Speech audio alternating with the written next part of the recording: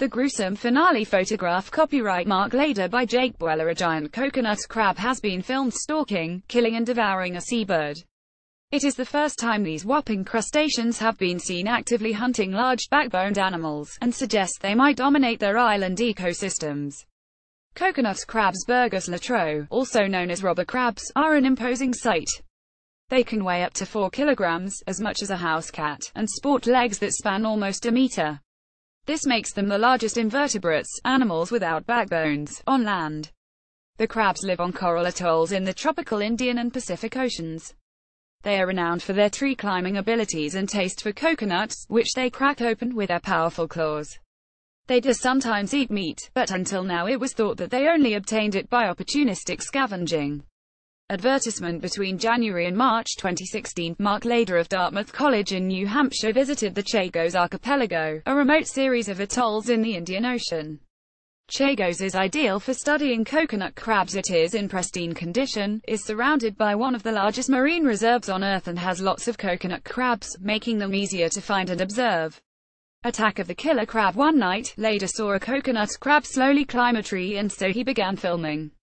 The crab inched towards a common seabird called a red-footed booby, which was sleeping in a nest near the ground. It then lunged with a claw, pinching and breaking the bone in one of the bird's wings and causing it to tumble out of the tree. Breaking a bird's wing would be easy for a coconut crab, says Shinichiro Oka at the Okinawa Churashima Foundation Research Center in Japan. In 2016, he showed that the crab's claws pinch with a force of up to 3,300 newtons, stronger than any other crustacean and comparable to the bite force of a big predator like a lion. The claws of coconut crabs can generate a force 80 to 100 times the mass of their body, says Oka. The crab in the video seems to be about 2 kilograms, so it would be able to easily break the bird's bones. After the first attack, the crab slowly descended and followed the wounded bird, breaking the other wing with its claws. At that point, when both its wings were broken and it was on the ground, it couldn't go anywhere, says Lader. Before long, 5 other coconut crabs ambled onto the scene, perhaps lured by the commotion and scent of blood. They proceeded to tear the bird apart and eat it.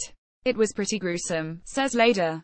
An island ruled by crabs. If enough coconut crabs hunt prey like this, it could have substantial ecological impacts. On these small islands, adult coconut crabs are by far the largest land animals.